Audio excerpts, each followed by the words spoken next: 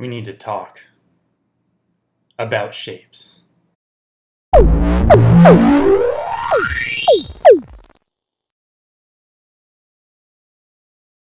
All right, let's get to it.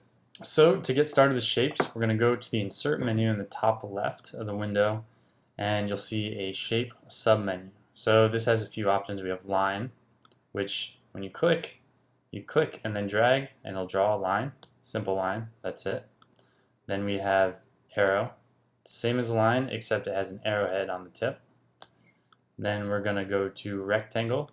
Rectangle is a four-sided shape, if you recall. And in Sketch, you can make a perfect square by holding Shift while you're dragging. So I can resize and make this any orientation of a square. If I let go, it becomes a rectangle again. Simple. Let go to create the shape. Oval. Oval is just another name for a circle. Same thing as with a square. You can do an oval shape, but if you hold Shift, it'll make a perfect circle. There's my circle. All right. Rounded. That's a rectangle with rounded corners. And again, same thing. Shift will let me make a perfect rectangle or perfect square. Otherwise, it's just a perfect rectangle. And then we have a star. Now, stars, unlike other software, namely Photoshop, you can only do a five-sided star, as far as I know. But you can still constrain proportions with the Shift again. There you go. You have a polygon. In this case, it's a pentagon. Same deal as any other. And then we have a triangle, and you can make a triangle.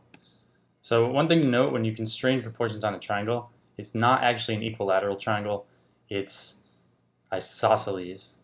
And I might get into that in another tutorial, but that's definitely beyond the scope of this one. Alright, so moving along, I want to get through this quickly. We're going to go beyond shapes to the vector tool. The vector tool is a very special tool.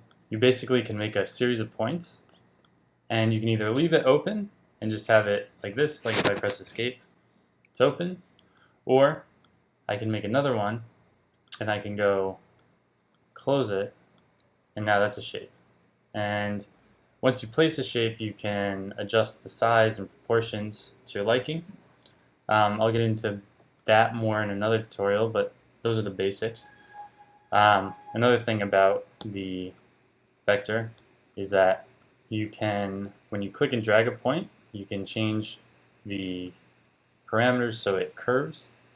That's a whole other subject, and I recommend looking up the pen tool. See if you can find a tutorial on that in Illustrator.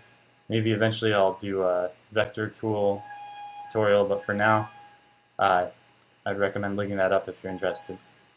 Last thing I'll talk about is the pencil. Pencil is just a free form thing. You click, drag, and it draws.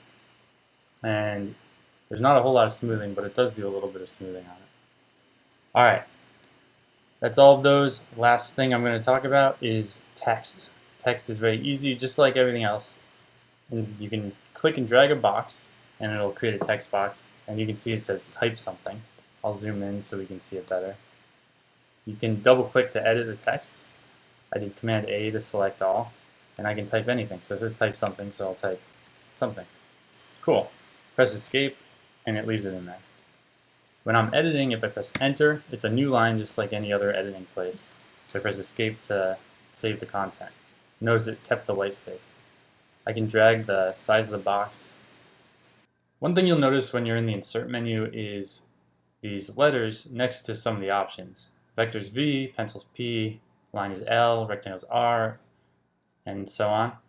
So these are known as shortcut keys. And I just spent a few minutes making all these different shapes. Now I'm going to delete them all. You can see what keys I'm pressing on the bottom of the screen. I have a thing to show that. That's delete. So let's say I want to place a rectangle. I just pressed R, and now I can place a rectangle. That's easy. I want to do a circle or an oval. I press O. I want to do text. Press T. Type something, something. Great. And I can do that with any one of these shortcuts. I'll do the pen real quick, the vector, excuse me, V.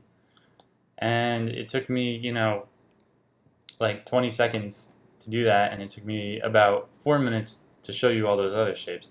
So my point is, shortcuts will save you a lot of time. I highly recommend using them and learning them.